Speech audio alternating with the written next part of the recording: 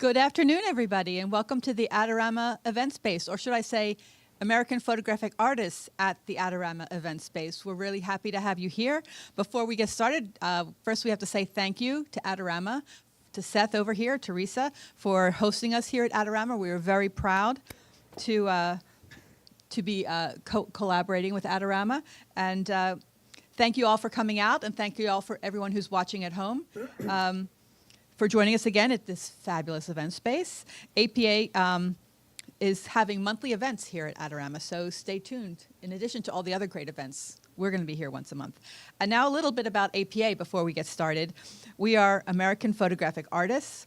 APA exists to provide business tools that help photographic artists of all levels run a smarter, more creative, and profitable business. And we've been doing it for over 40 years. I know we don't look like we're 40, but we are. APA has a strong heritage of providing benefits which help our members achieve creative and financial success. And our benefits come in many forms. And by joining APA, individual artists join a community which can amplify their voice on the national stage. And joining is easy. And to make it even easier, right now, for anyone in the audience today, whether you're here in the event space or watching online, APA is offering you a special discount code to save $20 when you join APA at any level, anywhere in the country. If you look in the chat, you'll see the link and you'll see the discount code. To claim your discount, go to apanational.org, click on the join button, then put the code Adorama to get your $20 discount. Great discount, great code there. Adorama. There are 5 different levels of membership starting at just $50, so check them out and choose a level that's right for you and join us. And now on to Chris Sorensen, the fabulous Chris Sorensen. Chris is, what can we say? What can we say about Chris? But he's an award-winning New York-based editorial and fine art photographer who started out in the corporate world, but then ran away to join the photography circus. And we are sure his long list of A-list clients are glad he did, and so are we. And another thing that's important about Chris is he gives back to the photography community by sharing his knowledge. This is like the 3rd time we've had him speak on different topics. He's a fabulous speaker, and we love that he does this because in addition to being an amazing photographer, he's just as amazing as a teacher. And so here he is, Chris Sorensen. Thank you, Deborah. Thank you, APA. Thank you, Seth and Adorama. And thank you guys in the audience here. And thank you to everybody streaming.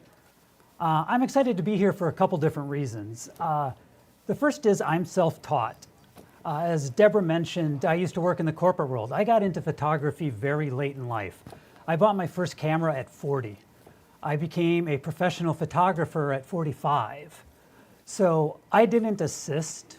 I didn't go to photography school. I didn't come up through the regular ways. I didn't learn. I had to teach myself. And how I taught myself was seminars like this, YouTube, David Hobby and Strobist on the web, Brad Trent and Damn Ugly Photography and his blog. Those types of things are how I taught myself. In fact, 11 years ago, I was in a room very much like this, taking a lighting seminar with Joe McNally. And let me tell you, Joe knows how to light. Joe's great. And so, you know, I learned because other people were so generous with their time and their knowledge that when I have the opportunity to do the same thing, I feel like it's kind of my duty. And as Deborah said, I enjoy doing it. I like sharing what I've learned, and hopefully it's of use to others. The second thing I'm happy to be here is that I love to talk about photography. You know, photography can be a lonely profession. You know, it's you editing by yourself in just the light of a computer screen. It's you out with just another person on a shoot, or you and your assistant. Getting together in events like this and talking about photography with other creative people is something I cherish and love. And so that's what we're going to do today.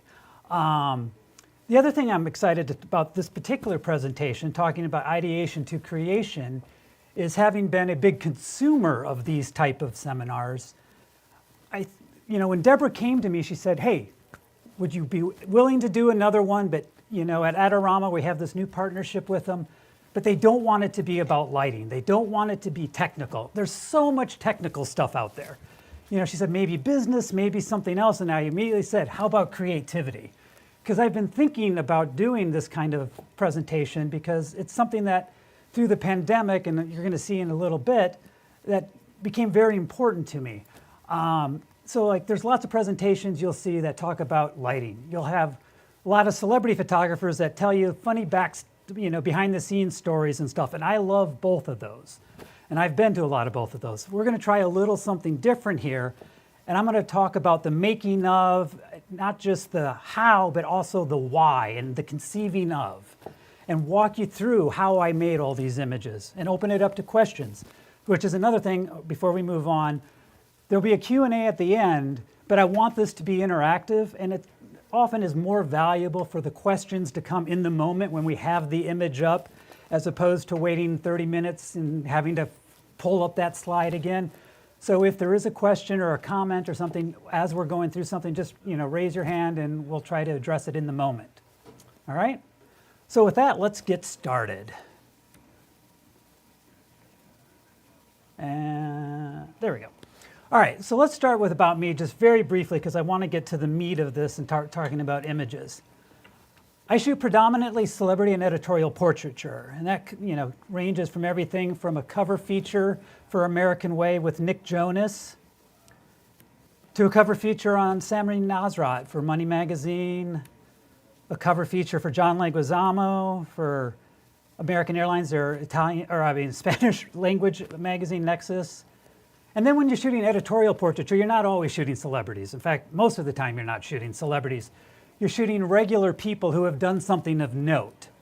This is Drew Dixon, a hip-hop producer who was one of the people who came out and about abuse from Russell Simmons during the Me Too a few years ago. Shot her for the cover of Harvard Business School magazine. Jonathan Silverstein, a hedge fund guy who invests in companies that do medical treatments and stuff, and then he became very sick and had to basically try to find a cure for his own disease with his company. And these kind of assignments, besides the celebrities, are what I really love about editorial photography, because I get to go somewhere I've never been, to see someone I've never met, and I get to learn about them and what they've done to have an article written about them. And I get to meet them and work with them to make a portrait that hopefully reflects a little bit about them.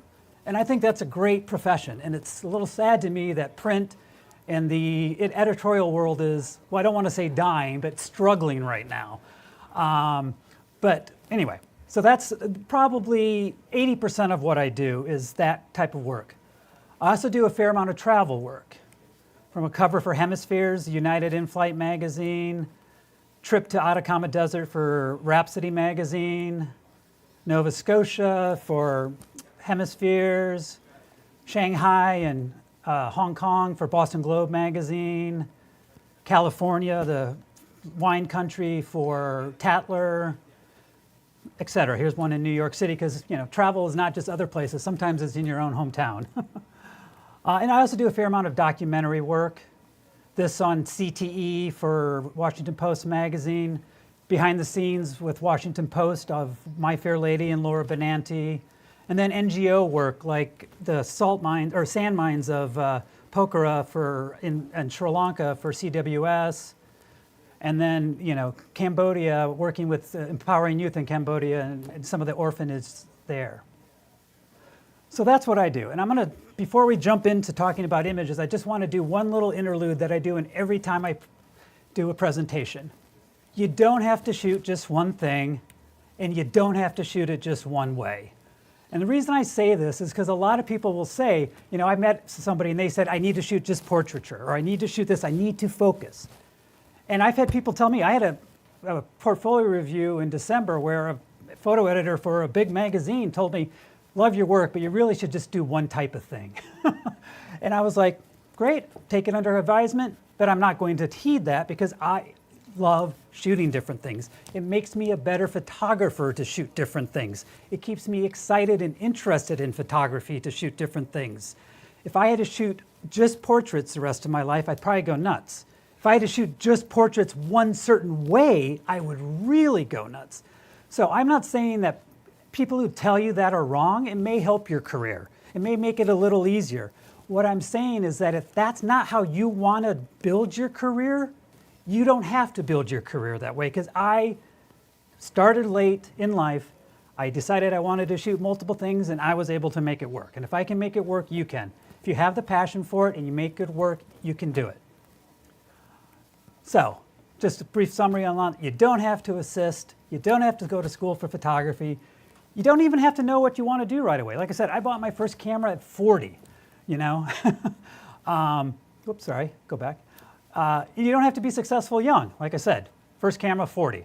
You can start at any time, and you can move from one type of photography to another. You make the rules. Nobody else can tell you how you are an artist, how you are a photographer, okay?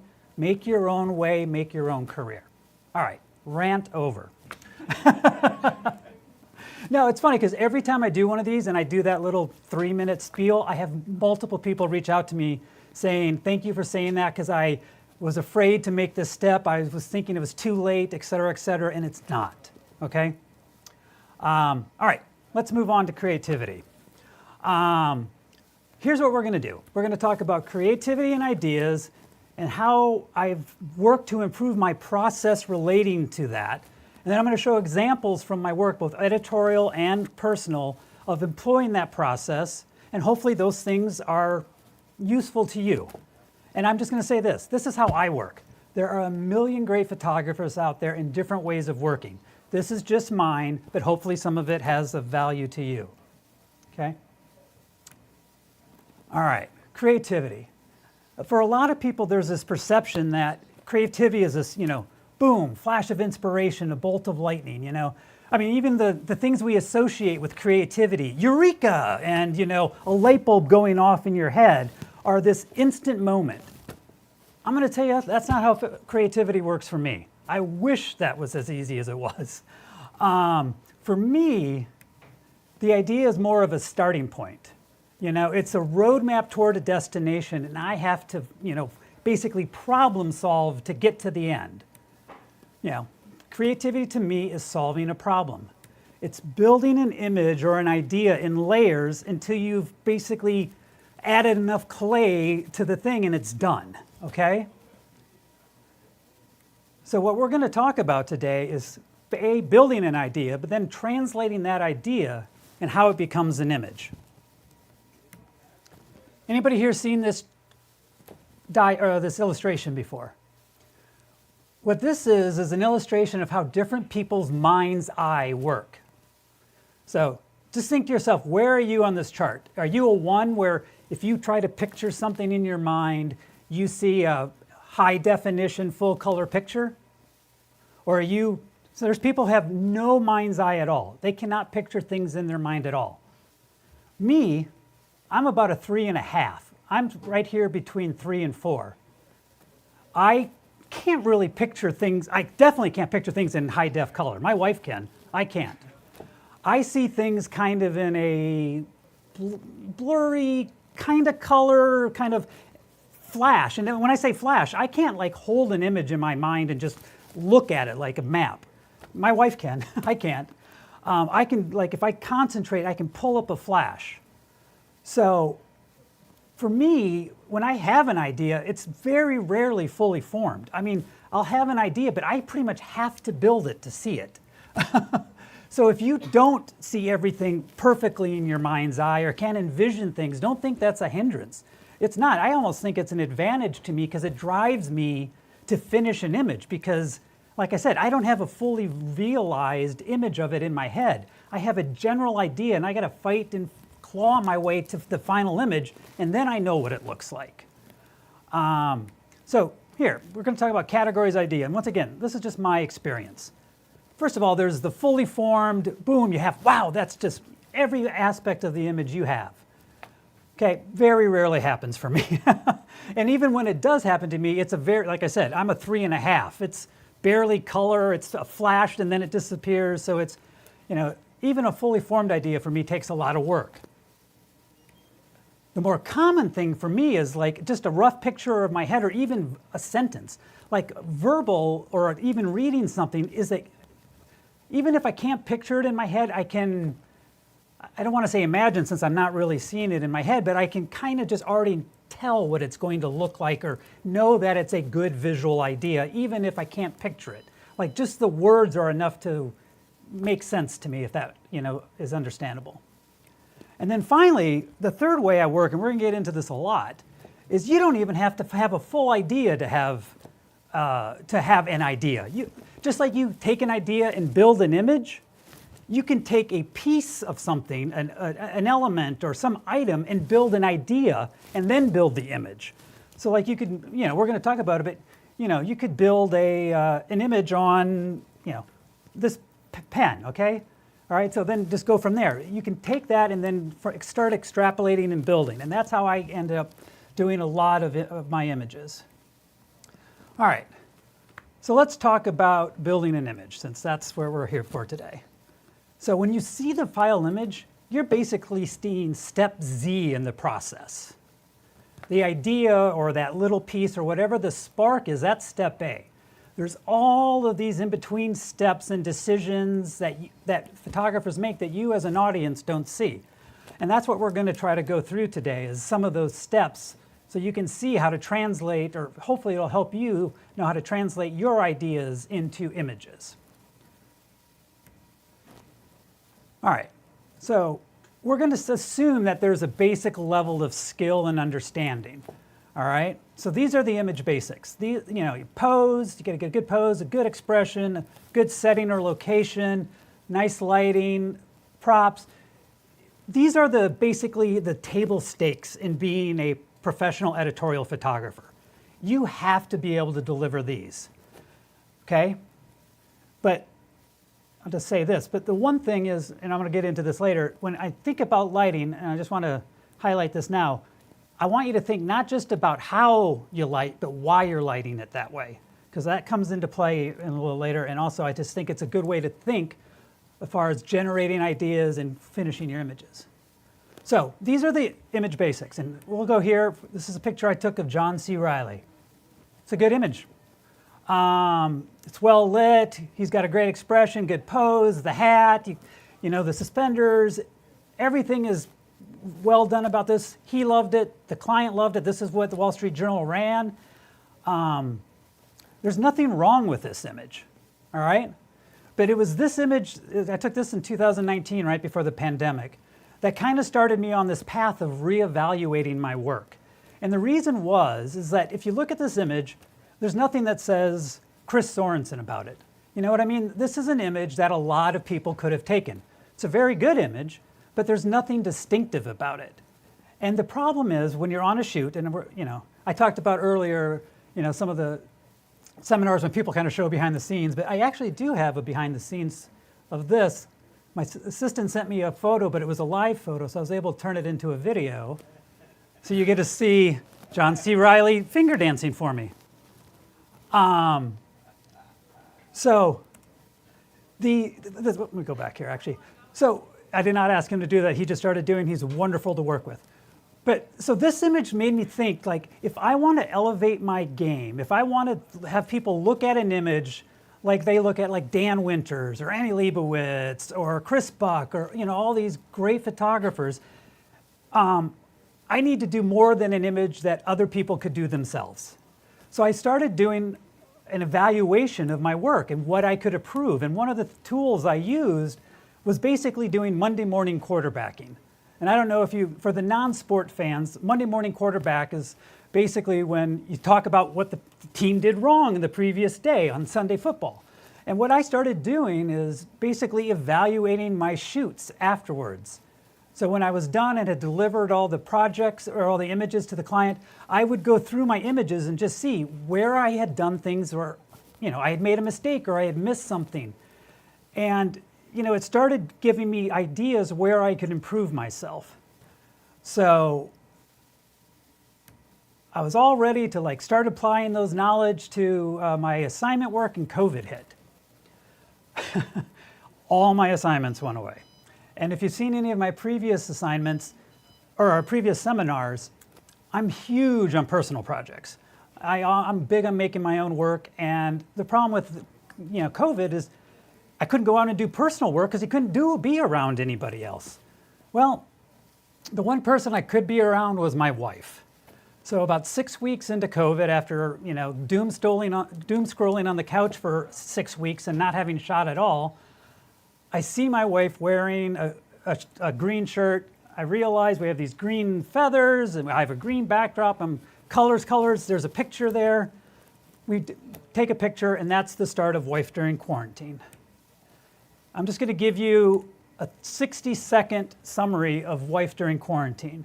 We did 67 images in a year and a half, so basically one a week, all different styles. The goal was to practice and develop my skills, be creative, do these things that I wouldn't have time to do on a corporate assignment or a commercial assignment or an editorial assignment. Because if you only have 10 minutes with Lin-Manuel Miranda, you can't be doing something really crazy where 1 out of 5 shots may work. So this was an opportunity to try things that I couldn't, expand my skill set, and also to kind of refine these things I had been seeing were missing and/or ways I could elevate my work. So this assignment, this is a personal assignment. This personal project that I assigned to myself allowed me to refine, define, and organize my thoughts and how to be better and more creative as a photographer. And that's it. And so what we're going to talk about is the result of that project.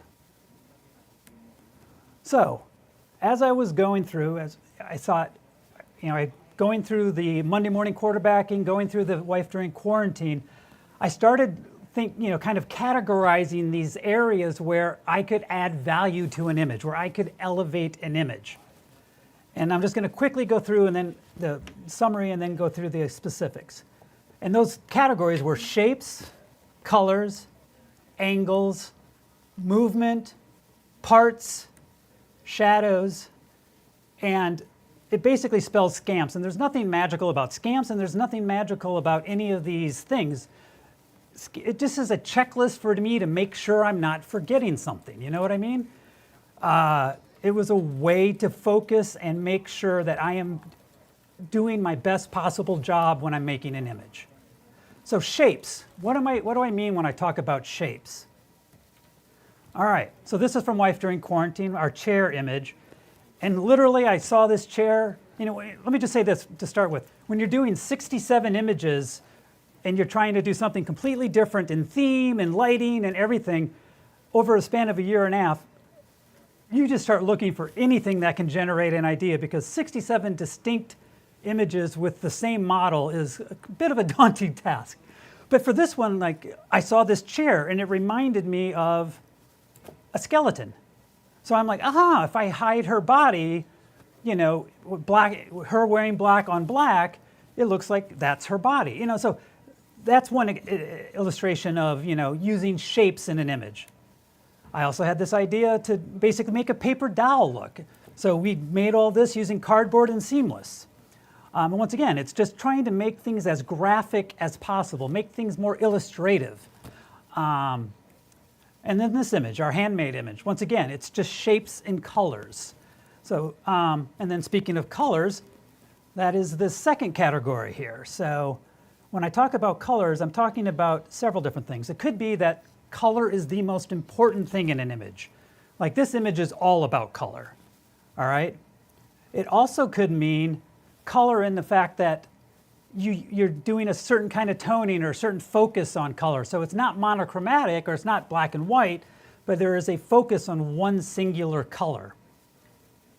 And then another thing I do is basically make a black and white image where only a little bit of color is in the image so that it draws your attention. So color, 3 different ways. All about color, focus on certain colors, or basically a black and white image where you use a pop of color as an accent to draw the eye. The other thing, angles would be the next. And when I'm talking about angles, I'm talking about 2 different things.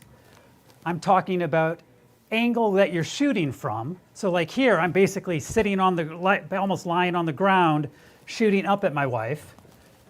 And also, I mean, angle of view, or what lens you're using. So this is a 28mm lens. Now, normally you wouldn't shoot a close-up portrait with a 28mm lens, but here, you know, it's a unique image, and she has this kind of scream, and you don't know quite what's going on. The distortion that you get from the angle of view from the wide lens adds to the effect. So angle of view, angle of the lens. And then in some cases you use both. So here I'm shooting with a 24mm lens, and I'm literally a foot in front of her shoes on the floor shooting up at her. So it's a combination of wide angle and a extreme angle of view to get the distortion you see in the image. The fourth thing the fourth element of this is movement. Sorry, brain fart. And when I say movement, I'm talking about a few different things. First of all, the subject moves and the camera doesn't move. Okay, that's one form of movement I'm talking about. So in this one, it's a long shutter speed. I hold the camera still, and my wife spins around. In some of them, it's the camera moves and my wife doesn't. This is a multi-mode flash, and I'm using a long shutter speed and just panning as I shoot, and I get multiple versions of her in one picture. That's one version of the camera moving and the subject not. This is a different version where she's just there with her hand ahead, and I'm just moving the camera slightly back and forth, shaking. Yes. I hardly ever use tripod unless I absolutely have to. I also really never shoot tethered unless I have to. I like to be free and move around, and tethering and tripods, I just feel constrained, and it's, you know, everybody has their preferences. That's just mine. So yeah, all these are, I'll tell you when there's, if there is some tripod, but this is handheld. Because I'm having to move, and it's already some, imperfection built in. And that's another thing which I'll mention here since we're talking about it. Digital is so pristine. A lot of these images, I'm basically trying to add imperfection to. I'm trying to mess them up. Because digital is so, or can be so sterile and perfect. And if you look at film and you look at art, it's not sterile and perfect. It's gritty and dirty and imperfect. And I, through the course of this, really started trying to embrace mess in the images, imperfection. And the whole intention of this was to just, get that little bit of, blur and movement. And this is also where I'm not moving and the subject's not moving, but I use a long enough shutter speed that there's just natural movement, so it softens the image. So those are kind of, when I say movement, the four ways I talk about. Subject moving, but camera not. Camera moving, whether a lot or just a little, and subject, but in these cases the subject not, and then here subject and me not moving, but just the natural, breath and movement of holding a camera still for a long time introduces a little blurriness, imperfection, almost a painterly effect, which is what I was going for there. The fifth thing of scamps is parts, and what I mean with that is how little of an image can you show and still tell the story? So like here, and the other benefit of doing this is it becomes almost graphic by nature because you're so close that it almost abstracts the image. So even though parts is its own little category, it does kind of help you make things more graphic, more shapes, going back to an earlier point. Once again here, getting in very tight, but then also once again, by being that tight and having the focus on the drops and having the face blur out, it becomes more graphic and colorful. So those other elements of scamps comes in. Same with this, by tightening it in, it becomes very graphic. It's all about the color and hair. This is all about orange and yellow, So even though it's about parts and how close I can get and still make a, I don't want to say usable, but intelligible image, it also helps by eliminating distractions and making things simpler and more graphic. we all know this, or I think probably a lot of us have heard this. If your pictures aren't good enough, you're not close enough. Now, Robert Capa meant this predominantly for like conflict photography and reportage, but I think sometimes it comes into play for portraiture. I like to get close, but as you saw in those 3 examples earlier, but also while I'm talking about being close, when I'm talking about being close enough in portraiture, I'm not just talking about framing. I'm talking about being close to your subject. And once again, everybody has their preferred way of working. I'm talking about mine. I like to be close to my subjects. For me, the more connection I have with my subject, it makes for better portraits. My longest lens is a 90 millimeter, and I only use it for close-ups. It's a macro lens. I used it for those 3 you just saw. Almost all the time I'm using a 50 millimeter or wider lens, even on like up-close portraits. You know, shooting everything on a long lens and wide open may make it easier to get a good pic, but maybe not the best way to get the most interesting pic, you know? I've done it myself. When I first started photography, it was shooting headshots and stuff, and I shot everything on a 100 millimeter lens and 2.8 or whatever, and it was blowing out the background or whatever. But as I've, worked my way through becoming a, more experienced photographer, I think getting closer, makes the images more interesting. There's more of an intimacy when you're shooting with a wider lens. And also I think, like I said, your rapport with the subject is better than if you're 30 feet away saying, can you move your elbow, on a 200 millimeter lens or something. So, if you're, I'm not saying it's wrong, I'm just saying if you're shooting on a long lens, try doing portraits sometime on a shorter lens.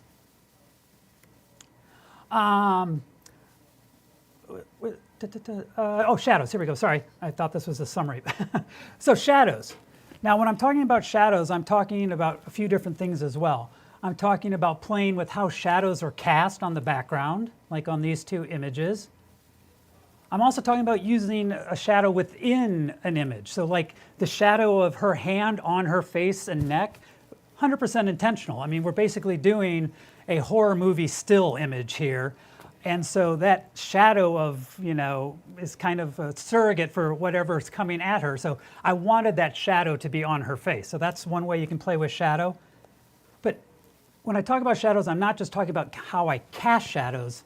I'm talking about what you leave in shadow, okay? So for this image, I wanted to do it almost in silhouette. There is detail in there, but the image is very much emphasized on the backlight so that you do look at this. Or you look here and, for a Valentine's image, silhouettes. Or here with this image, which was the last image in the thing, it was felt as appropriate to have a morning image for a pandemic or a pandemic project when so many people had their lives lost. So we ended the project with this. And once again, I barely put any light, just rim lights from the sides just to highlight that, and then just a little tiny bit of bounce from the front to make her face not go completely black. So that's the scamps. Now, first thing you need to consider before you start asking yourself these questions is what type of image are you making?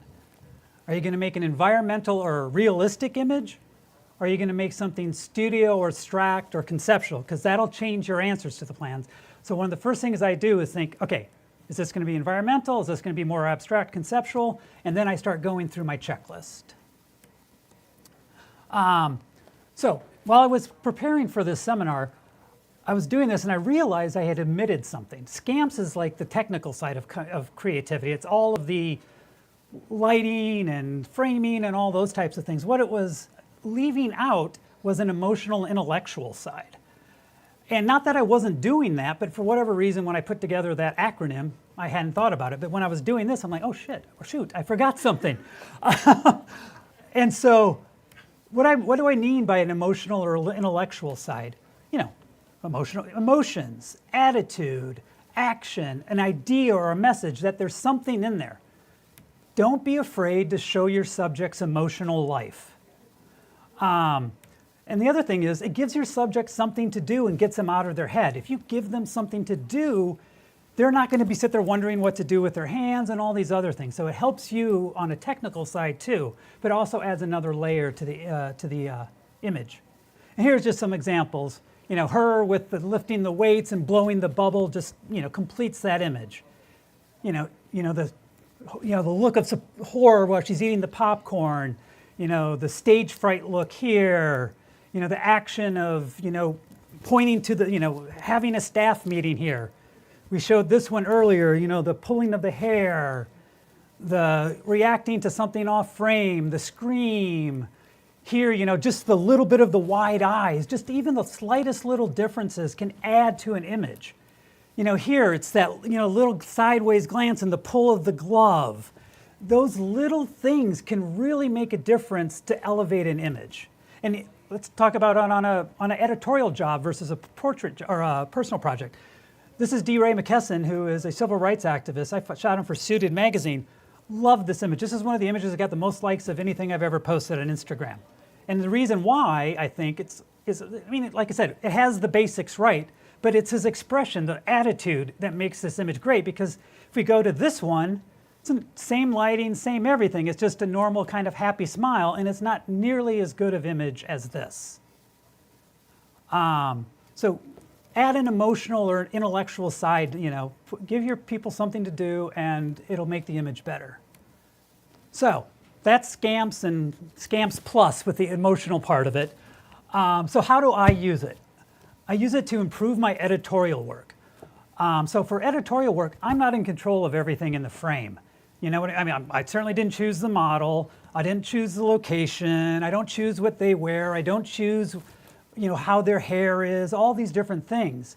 So there's all these things out of my control, but when I'm making decisions on locations, on how to light them or whatever, I use these things to help make my decisions so that I'm making smarter decisions to improve my work. And we're going to go through some of that in a second. And the other thing I use it on is to build my personal work, not just improve, but completely build it, soup to nuts. In my personal work, I control everything in the frame. So this helps me make those choices and decide what to put in the frame. All right, so let's talk about some. We'll start with editorial work. This is Twyla Tharp, iconic dancer choreographer. I had the pleasure of shooting her for Wall Street Journal. This image took first place in the International Photography Awards this last year in the editorial portrait category. And I think what made it a successful image both for the client and in that competition is that it pulls together a lot of the things that I was trying to work on to get better. So let's talk about, before I go into what makes that image work, talk about the setup we were dealing with.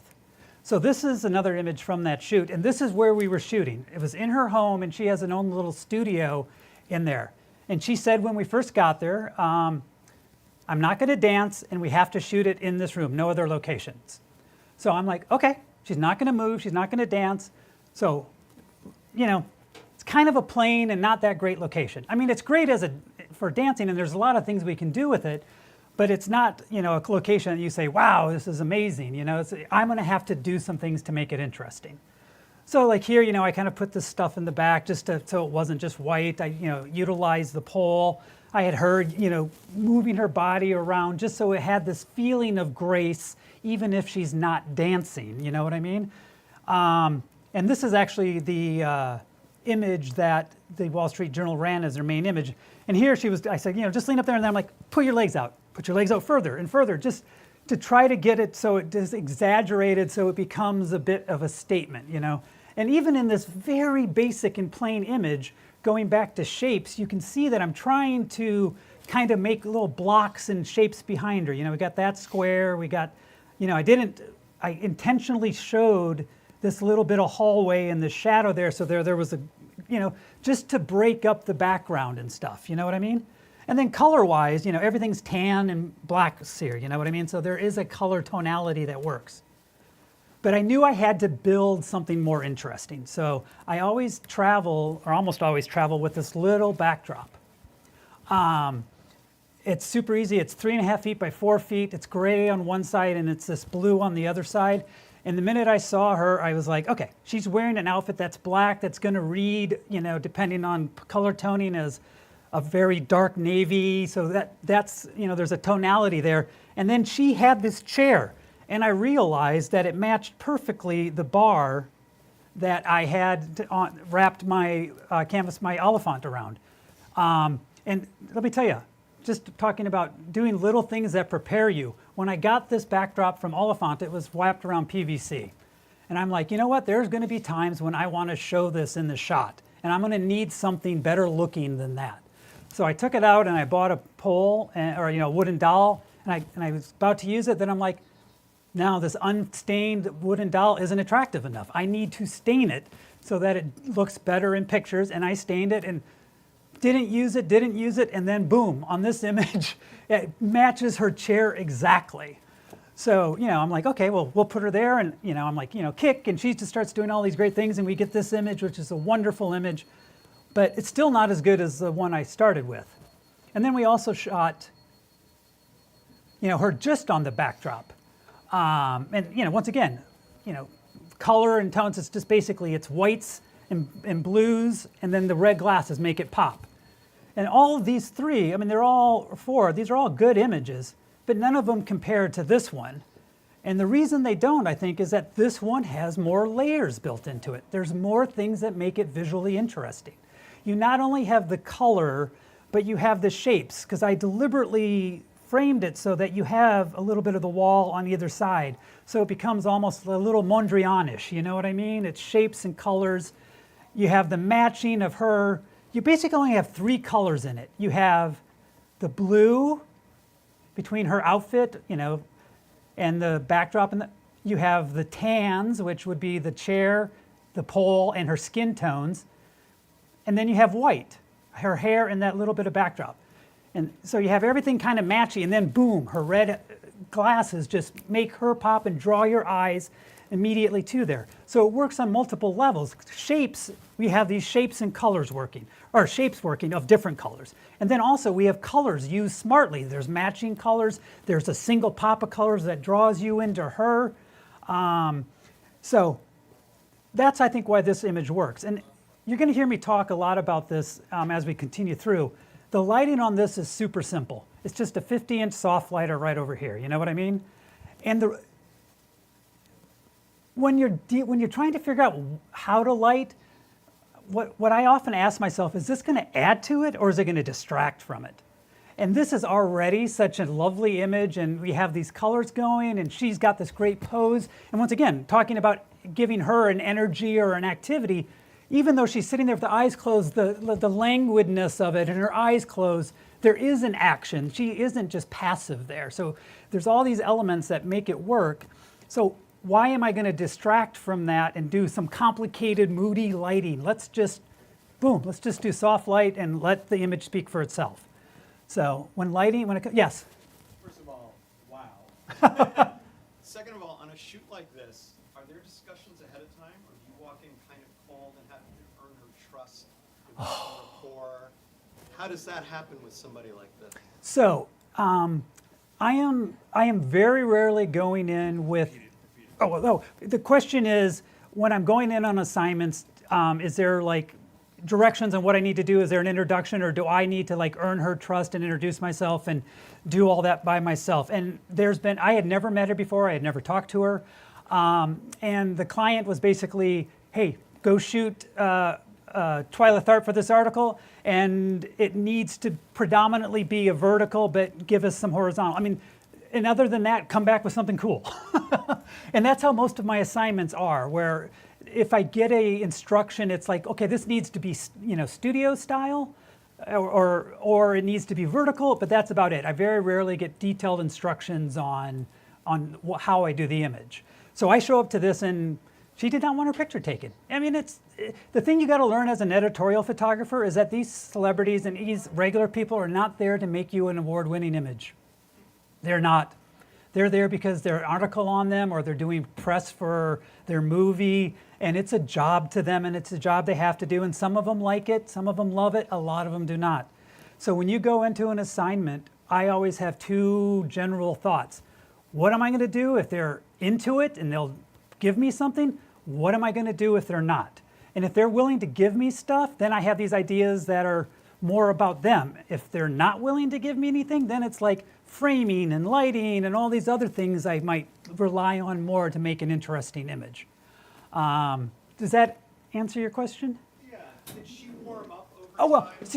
so she did not want to have her picture taken. She laid down the ground rules, and she was challenging. She's very much an artistic genius, but it became this little dance between us because she was like testing me, like, you know what I mean? It was like, I like coaxed great stuff out of her, and sometimes she'd be like, you know, and then it was like, she would, boom, she'd come to life. And so it worked out great, and she was amazing to work with. You know, she's a creative genius, and I am somebody who was interrupting her while she was working on her latest choreography. So, you know, for her, I'm just this person who's taking an hour, well, not an hour. I'm there an hour, but it's only 15 minutes with her. It was 45 minutes of setup and 15 minutes with her, which is a fairly typical editorial assignment where you have half an hour to an hour for setup, usually closer to 45 minutes to an hour, hopefully, and then you have 15 to 20 minutes with them, and then you also never know if it's going to become 5. So you also got to be ready, which is one of the reasons I came up with this way of remembering, because when you're on this type of job where you're so rushed and you're so much pressure and you have a person who may not want you to be there, it's easy to either A, forget something, or B, settle for the easy shot. Settle for the John C. Reilly against the backdrop. You know what I mean? I can do that all day long, but I don't want to do just that. You know what I mean? So, you know, that's where this checklist for me is useful, because it keeps me from settling and or just, you know, going into my comfort zone. There's a question online asking if you play music during your shoots. I take a little speaker that I can Bluetooth, you know, to and play, and I'll ask them if. Oh, yeah, sorry, cameras. Sorry, but you know, I'll ask them if they want music and what they want to play, and I would say probably half the time they want music. And then, like I said, I always let them choose. I let them decide if there's music, and I let them choose what music. And then Lori's asking, how do you instill confidence in your subject when you're trying different shots and you're not certain you're getting it? I think the most important thing you can do with a reluctant subject is get a good shot quick, and then you can show them. Because I mean, that's seriously. I mean, you come in and they don't know who you are. Maybe they've looked up your work, but most of the time they haven't. They do know that you're coming for Wall Street Journal, for Financial Times, for whatever. So you know you have a little bit of credibility in that regard. But the easiest way to establish credibility is just show them an image where they look good in it. I mean, it's just human nature. People like to see themselves look good. And so if I'm having, you know, a reluctant subject, I will like, hey, what do you think of this? Oh, good, you know. And then once they're comfortable and confident, then, you know, you don't have to keep showing them. They'll settle in, and you can just move on. This for Bill T. Jones, also a dancer choreographer. I didn't realize I was going to have 2 iconic dancer choreographers in a row. This is not such simple lighting. This is all about the lighting. And in this, the assignment was to go get a quick environmental portrait in his office. But I don't like to do just, you know, I always want to deliver more.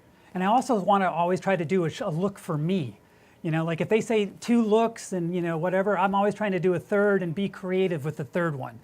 And so in this one, you know, this was what they had said, but I couldn't set up in his office because he was running meetings. So we grabbed this between his 2 meetings, but I asked the person, is there a conference room or anything I can just set up a backdrop on?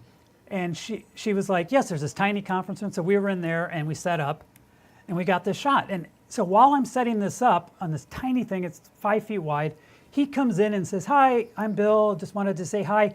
Do you want me to change? And I'm like, heck no.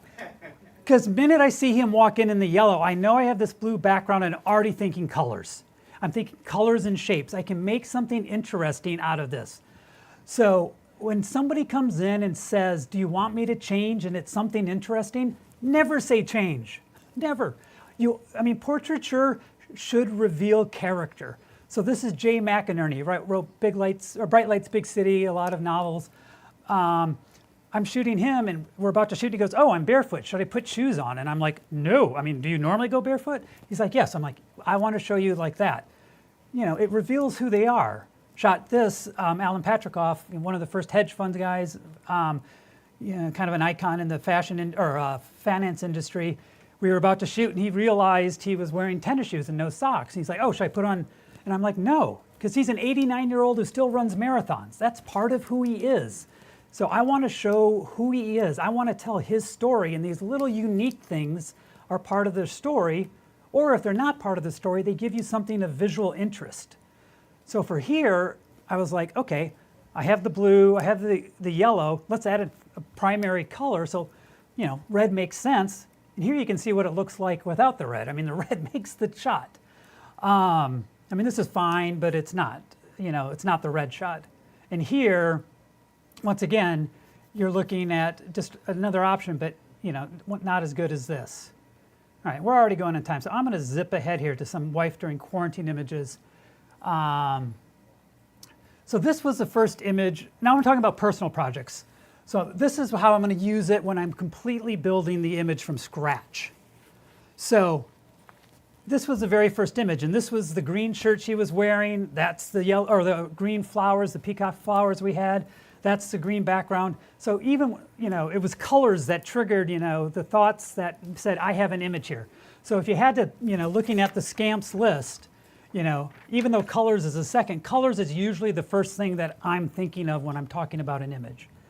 But once again, this is a pretty basic image. It's almost the same image as that. It's just a big soft light on one side, well lit, kind of color toned, and with props. The second image was kind of the same. You know, it's just color toned, it's kind of basic. The third image is where I started trying to like get a little more creative. Long shutter speed, make it more painterly. This is when I decided that this project was going to allow me to do what I wanted to do, which is refine and define my work to improve it, and use this project to do so. And this was the fourth image. And this was the first image where I built the image starting from an object. So when I talked earlier, I said there's three types of ideas for me. There's the fully formed one, there's a sentence, and then there's like you start with an idea or just an object. The object in this one was the mask. We're in COVID. My wife got this kind of fancy, nice looking mask. I'm thinking, well, we should shoot a mask image. It's COVID. And so then it's like, okay, let's start building the image. The mask is a start. Well, the mask is black. So let's start thinking color. Well, let's make it mostly black and white. You know, my wife is a redhead, so it's like, let's, you know, the black and white with that pop of red hair to draw the image works. So then I'm just like, okay, then what's the theme of it? So what other black things do we have to accessorize this? You know, we had this little bowler hat from a costume, from a Halloween costume. My wife had these leather gloves. I said, what's the craziest black suit you have? You know, she had this suit. So I'm like, okay, suddenly it's like, I start saying we have a mask, we have this bowler hat, which makes me start thinking of Bond villains. So that's where I ask about the crazy suit. We add the glove. Suddenly we have, you know, the character. You know what I mean? We have a character, not just a mask. Then we add the action with the glove, but we're still not done because, you know, I talked earlier about making the light simple when you have a lot going on, but, you know, there's not necessarily a lot going on here. We want to dress this up. So let's use the lighting to add another layer to it. So let's add the shadow. So you get the shadow of her, and that shadow of the hand adds visual interest. And also kind of this, you know, you've all seen like, you know, the prison, you know, she's a criminal in this, you know, the idea is the Bond villain, you know, the prison spotlight and the person's shadow up against the wall. That also kind of was in back of my mind with this kind of lighting. This is the handmade image. This is probably my most known image, most liked image. This came out in response to January 6th. The attempted coup made me think about fictional coups, which made me think about the handmade. And I thought we should do an image with my wife in a handmade costume. But once again, the first question is conceptual or realistic? Do I really want to put her in a costume? And if I get a costume, it's going to be something cheap from Amazon. You know, it's during the middle of the pandemic. I don't have a way to access, you know, a fancy costume or a, you know, costume designer. So I'm already thinking, okay, it needs to be conceptual, it needs to be abstract. Well, what do I have to work with here? Well, we had earlier done this one where I used wrapping paper as clothes. So I'm thinking, well, we have seamless paper. So, you know, what could I do with seamless? So if I wrap her with seamless, and now, you know, we start thinking now, making it abstract where it becomes all colors and shapes. The body is just basically a rectangle. The bonnet is just a rectangle. A lot of times limitations lead to greater creativity because it forces you to find a way to make it work. So I think a lot of times people think, oh, I don't have access to all these great things and stuff. Find a way to make it work with what you have. Make it more conceptual, make it more abstract, and a lot of times that'll make it a more interesting and stronger image. So for here, I think this is stronger than if she had been in a regular costume. It has the graphicness of an illustration. Now these are some behind the scenes, as we're trying to find this image. We're photographers. We know that seamless paper has that natural curve in it. So I'm like, okay, that'll hold it here. So we're trying it on, we're just in the basement. We have the red and white seamless out, and we're cutting things. And the issue with doing it like this is if I do the bonnet like this, I have two things that happen. Either A, I can't put her in profile and she has to look at the camera, in which case it's about her and not about the abstract concept, or we don't see her face at all, and I didn't like that idea. I wanted to be able to see her face a little bit. I wanted to personalize it a little bit. So my wife was like, okay, why don't we cut it out? My wife's incredibly handy. And that's another thing I got to say. One of the reasons I developed this checklist for myself was a lot of times you're out there by yourself. You don't have a costume designer. You don't have a stylist. You don't have a makeup artist. You don't have a hairstylist. You're having to do this all by yourself. If you're on a big project or a big shoot, and I've had those, where you have this whole team, and it's great to collaborate and people can help you with that. But when you're doing it by yourself, this checklist helps you make sure you're not missing anything. So my wife was a wonderful collaborator, incredibly handy with hair, makeup, styling. So she did the bonnet, and we ended up here. And as we're testing it out, I thought, you know what, I like it, because not only does it, read very clearly handmade, but very abstract, it also has a bit of Dutch portraiture look to it. These are Van Eyck paintings. And the lighting here is, once again, going back to my rule, don't complicate things if you don't have to. The image is saying enough as it is, so it's just a big soft light. But there's a choice I have to make here, is where to put the big soft light. I put it on the right because I think it has to be on the right. Does anybody know why it has to be on the right?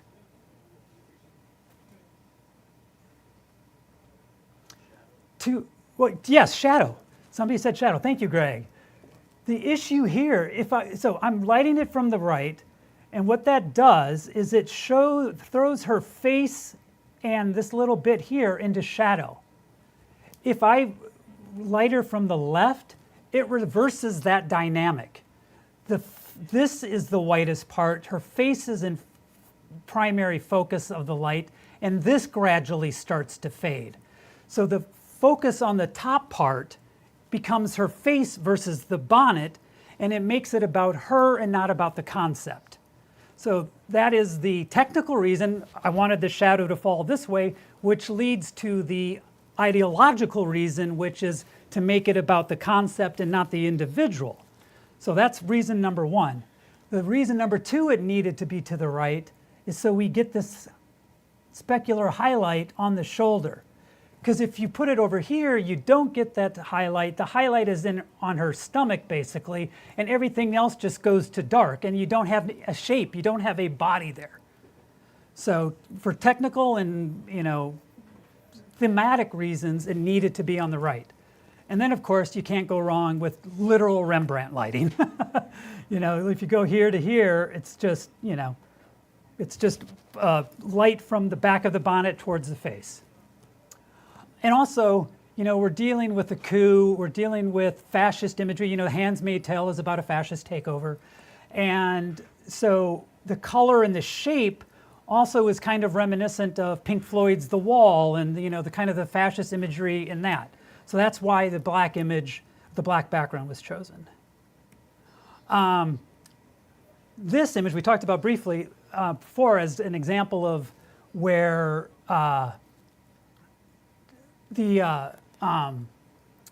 using paper for clothing, and so the idea for this was the inspiration for this was very simple.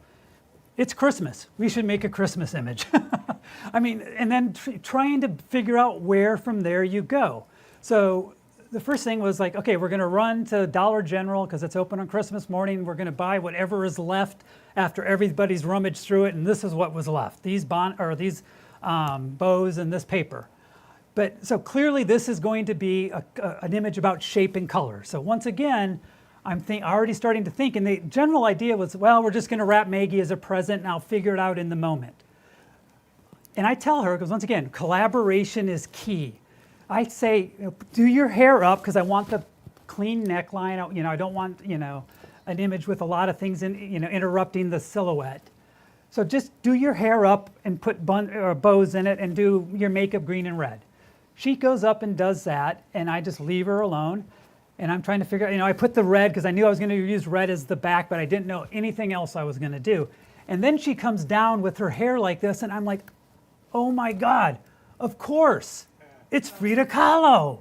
That her hair, it was just immediate. I mean, it was just like she comes down with her hair like that, and suddenly I knew exactly how I needed to do the image. And so it was just very simple, you know, just trying to, you know, wrap it to give her that. And then it was obviously there was a big, you know, empty spot here. So we had this one big bow. Let's just put the big bow there to fill that in. And again, here talking about lighting, the lighting here, once again, very simple. And this is because of two different things. Keeping it simple, not to distract, like I mentioned earlier, but also here I'm going for almost a poster, an illustrated feel. I want it to feel as flat, almost like a playing card, you know what I mean? I want it to have like a tarot card feeling, just completely flat. And so that's the other reason. This is the only image in the entire project I did not shoot with my GFX. Because like, as I mentioned earlier, my longest lens with the GFX is a 90. But with my with my Fuji X series, with my APS-C, I have a 135 lens. So I shot it with that because I want the longer lens to compress it even flatter, to accentuate that feeling that it is two-dimensional. All right? All right, here we go. This is morning news. This is an image I had a long time ago, well before Wife During Quarantine, but never made it. And talking about an idea, this is not something where I had like a fully formed idea or anything. The idea I had for this was just a sentence. A blindfolded person reading a censored newspaper. I mean, I didn't even have an image for it. I just knew, even just in words, that visual juxtaposition would be interesting. My initial thought was that it was going to be environmental, but I had already made this image, which, you know, with our dogs doing like a, you know, COVID pandemic staff meeting, you know, the professional from the top up and, you know, pajamas from the waist down. So I didn't want to, like I said, I was always trying to make different images, so I didn't want to repeat a location. So I couldn't do this, and you know, we have this little place, you know, it's not like I have other options that feel natural to be reading a paper. So suddenly it becomes, I need to make this conceptual. Well, all right, so let's start working through, let's start working the problem. What is the dominant visual feature of newspapers? They're black and white. So, all right, so that tells me I want to do black and white. Who reads the New York Times? Who reads the Wall Street Journal? Business people. So let's put her in a suit, okay? You know, and then it's like, you know, as far as like the look, you know, I'm trying to decide whether to do it on white, try to do it on black, and I'm thinking, you know what, those are not as visually interesting. If I put newspapers up, it's more visually interesting. And another thing that happens is it helps the image thematically, because here's this person unable or unwilling to see the news, and she's literally surrounded by it. You know what I mean? So if it was on black, if it was on white, thematically it wouldn't, visually it wouldn't be as interesting, and thematically it wouldn't be as interesting.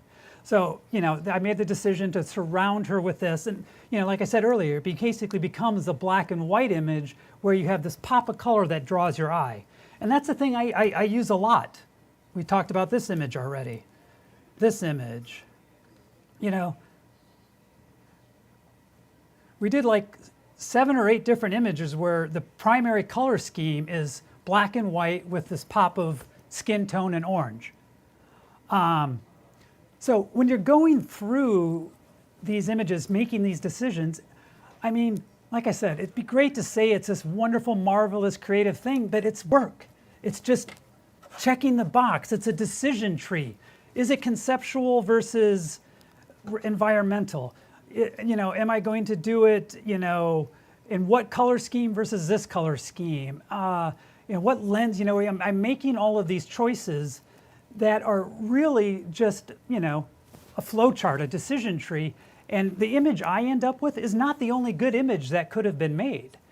A lot of times, if I make another choice or another, but that's why you see these projects where you have people where they give 4 different photographers the same set of instructions and they, compare the images, and they're all so different because everybody sees differently. Everybody's going to make different decisions on that decision tree, even if you had the exact same instructions and setup and everything. So there's a lot of different possibilities. Once again, these are just the decisions I make. Go out and discover your own.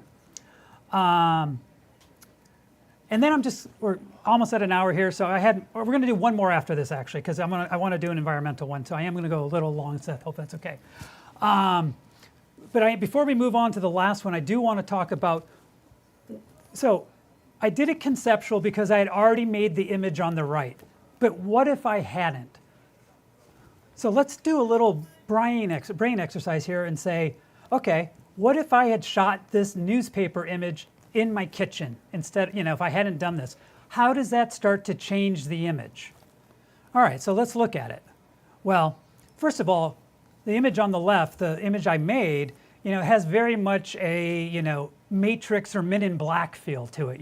There's this dystopian feel to it, between, all the papers taped to the wall, like, like somebody in a cabin out in, whatever, the Unabomber or whatever, and so it has this, dystopian feel. Well, that doesn't work here. You know what I mean? And even her outfit, like if she's in this all black suit here, I don't think it's going to work. So then the decisions that I made for this one are going to change because of the location. So, how I light it's probably going to change. Maybe I'm not quite as just wide open and flat and sunny and airy here. Maybe I make it a little more dramatic and it's like morning sunlight coming through, so it's more dramatic. Instead of the black suit, maybe I have her like, maybe we make it kind of Mad Men-esque. She's in like a 60s or 70s outfit or something. I mean, there's things that decisions you could make that would make an interesting image that would fit better in this location as opposed to this look. So, decisions you make at the beginning have ramifications that flow through the image. So if you change one thing at the beginning, it'll often change the whole image. All right, and then we're going to wrap up with this image because this is an environmental image. So I wanted to go through one environmental image talking about, how I broke it down. At this point in the series, this was like our 30th image. This was right before New Year's of 2020, of 2020-21.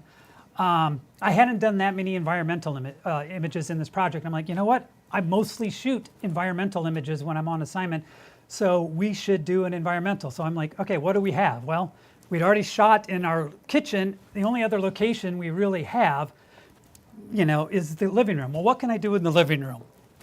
Well, what were we all doing during COVID? Netflix and movies, and we were sitting on our couches. So my thought was, let's do an environmental, let's use this location, and let's make the most cliche housewife ever. Let's exaggerate. And here the lighting isn't simple. The lighting is very purposeful and for effect. The lighting here tells the story.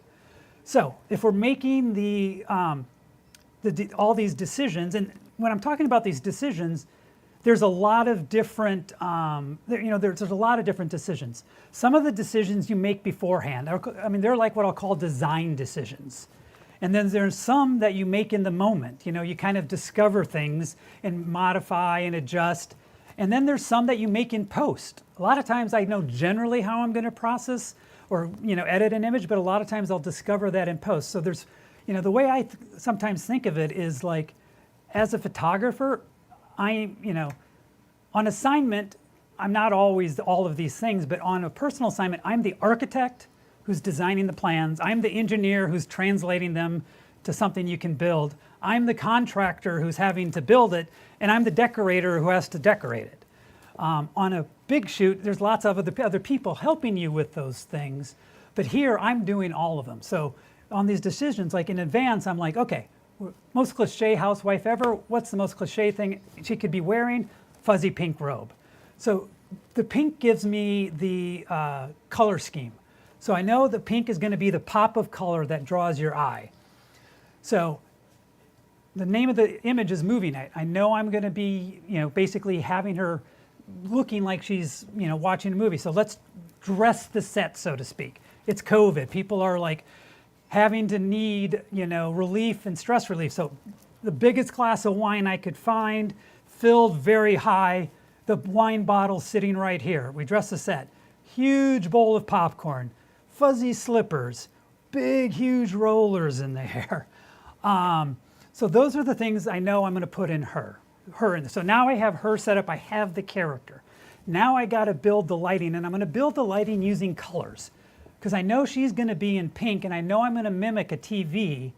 So I know that pink and blue are colors that go together well. I mean, they're basically on opposite sides of the color spectrum, So the base color is going to be blue, but I don't want it to not, TVs aren't just blue. There's all these other colors.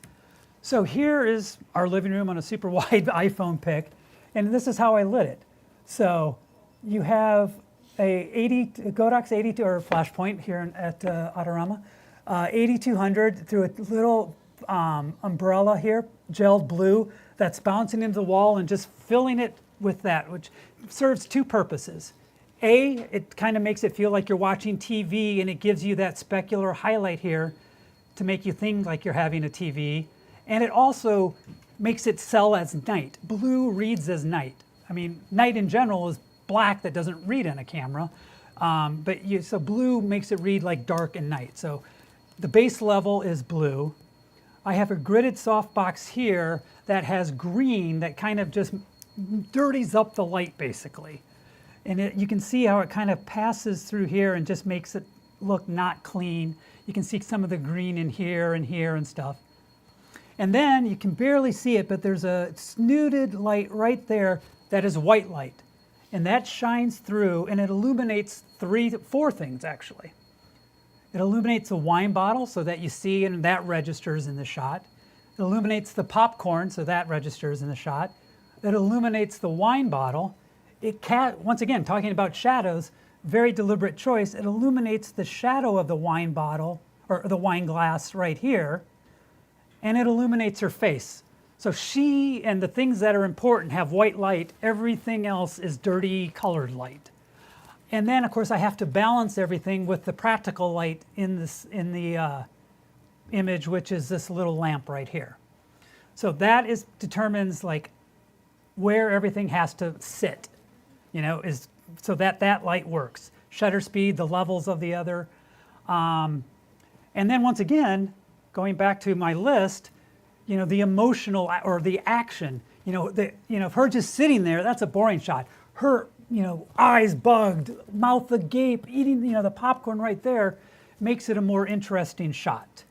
And with that, I have a lot more, but I didn't know how long it was going to take, and I don't want to, and we've gone plenty long, so I'm going to quickly zip through these other ones. Yeah, it would have taken forever, yes. I like to talk as I guess what I'm hearing here. Wow, yeah. I knew I wouldn't get through a lot of them. I just wanted to have plenty just in case. All right, so parting thoughts.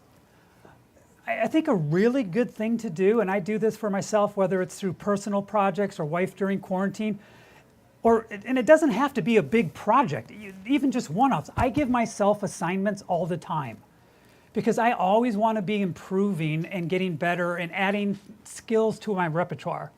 So give yourself photo assignments and try to practice these things. I did a Instagram post like a month ago talking about like how I often start with an object and build the image from there. And I suggested people, go and find an object and try to build a portrait from that, and keep practicing that, because that's the thing about this. The more you practice, creativity is a muscle that gets stronger. The more you use it, the more you do these things, the easier it becomes, because you train your mind to think in those ways. So give yourself assignments. And secondly, find people you can regularly photograph for those assignments. And it can be your spouse, it can be a friend, and it doesn't have to be the same person all the time. For me, I'm very lucky to have an amazing wife who is tolerant and patient and allows me to do this, and she has, great skills that help build the image as well. But find friends, family, people you trust, because you want to find a safe space where you can experiment and not be judged. You know what I mean? Because you're going to fail. But you learn from failure. And so, go out there and make work. And while I've shown a lot of portraiture, all of these things that I've talked about apply to documentary, it applies to travel, all these things about color and shapes and how to, increase visual interest in an image works regardless of genre. And that is it. And the book is for sale at my website, because it is a book now. And now I guess we will open it up to questions both online and from here. Yes? I know you mentioned earlier editorial is struggling. How did you able to get published in editorial, if you don't mind me asking? Okay, so the question is how I got started in editorial. So I got into photography, like I said, late in life. I worked in finance in the commercial real estate sector for 12 years and enjoyed it. But there's a difference between liking your job and loving your job. And I always wanted to be an artist. I had grown up wanting to be a writer. I always liked to tell stories. But I grew up very poor, so I didn't want to be the poor, starving writer. So I thought I double majored in business and English and thought I'd get a job. And when I had enough money saved up to write, I was going to write. So I moved to New York to go to NYU, took an acting class to help my writing, kept acting, ended up starting booking things in acting. And a lot of actors in New York end up doing modeling, so I ended up in front of the camera. I bought a camera because of that, because I've always had this technical and creative side.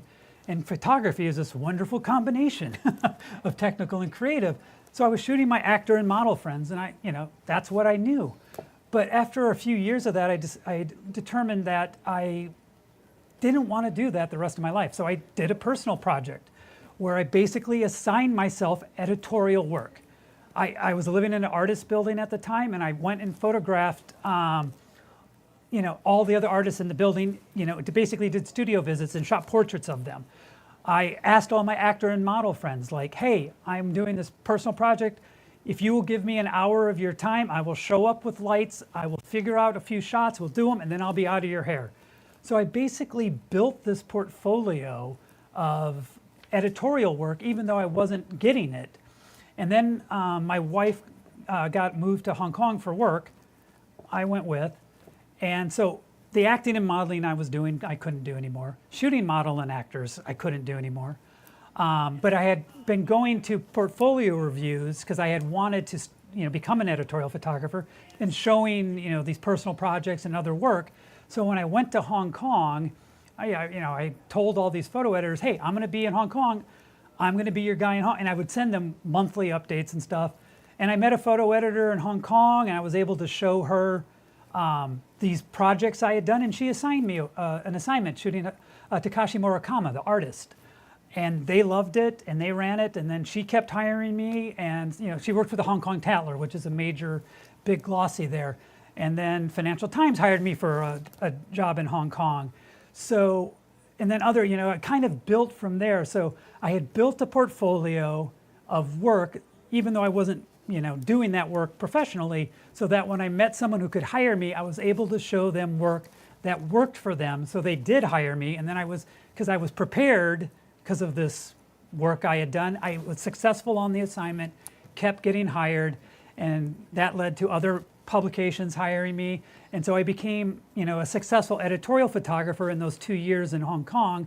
And then when I moved back, you know, I was somewhat established. I had been doing this for 2 years. I had worked for major clients. I had a portfolio of work of work I'd done to show. So, you know, once I got back to New York, you know, I started going to portfolio reviews again. I was sending out, you know, email updates and promos saying, hey, I'm back. Here's the work I've done. So, you know, I always say, be making the work you want to be getting paid for, so that you're ready when someone's willing to pay you for it. Because if you want to be doing editorial but you have nothing to show to somebody, they're not going to hire you. So you got to have that work ready when you get the opportunity. You know, they say luck is when preparation meets opportunity, and you know, you got to make your own luck. So you got to make sure your preparation's there, so when the opportunity comes, you're prepared. Did that answer you? Yeah, thank you. Okay. Yes, sir. What camera did you purchase, if you don't mind me asking? So I shoot right now. So I used, when the very first camera I bought, Nikon D50. You know, it was 2008. I bought my camera, and that was a great little camera for me, but I very quickly kind of was like, you know what, I need full frame. So I switched to the Canon 5D. I used the Canon 5D and then the 5D Mark II for a long time. And then in 2014, I bought the Fuji system because I liked the size of it and the manual controls, and I love the color science. So I started using that for my editorial the editorial travel work, because it's smaller and lighter and the image quality was great. And finally, in like 2016, when the XH1 came out, I was like, you know what, why am I maintaining two systems? My Fuji is as good as yes, it's a crop sensor, but the images are as good. So I sold the Canon and went solely Fuji on a crop sensor, and worked using that until, I guess, the end of 2018, when Fuji released the GFX, and I'm like, you know what?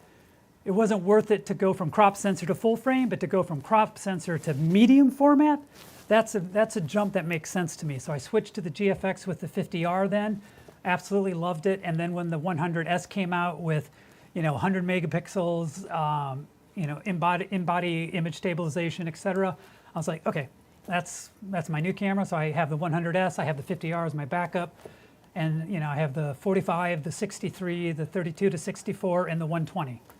And the 63, the 50 millimeter equivalent, on full frame, I probably use that, I don't know, 2/3 of the time. Yeah. One other question? So I started doing photography. Well, I took a photography course in John Jay College, like a while back, and I actually got the D7500, which is pretty hard to use for a first camera. Yeah. I was so excited. I was like, it looks good. I'll get that one. And I'm just looking for like photography courses around the city, because it's just pretty hard. Like the lighting, I can't get the lighting for some reason. That's my struggle. And I was asking you if you know about any, if you offer any, and I've done seminars where I have obviously touched on lighting, like I have here. I've not done a pure lighting seminar. I will say, like, organizations like APA have lots of seminars like this, and there are, SVA and oh my gosh, ICP, and I mean, there's all these. You are lucky you are in the best place to be a new photographer in the world. New York City has ICP, SVA. What's the Parsons? I mean, there's all these places that have continuing ed, because these can be quite expensive as a student, but they all have continuing ed. NYU, they all have continuing ed classes that are very reasonable. So I would, be following APA. I'd be following SVA, and looking for those type of classes. And Deborah has a. Yeah, I would suggest you go to School of Visual Arts, continuing education, for any class that is taught by Joe Sinnott. Joessinnott. He does a lighting class. He's an excellent teacher. He's a professional photographer, and I can't recommend him enough. All right. Okay. All right. So anyway, I just want to thank you guys. I'm sorry to interrupt. I just need to sign off. Thank you all here. Thank you, Deborah and APA. Thank you, Seth and Adorama. And thank you guys who are watching, guys and girls, women, I should say, who are watching via streaming. Sorry, bad habit. And I hope it was valuable, and thank you all.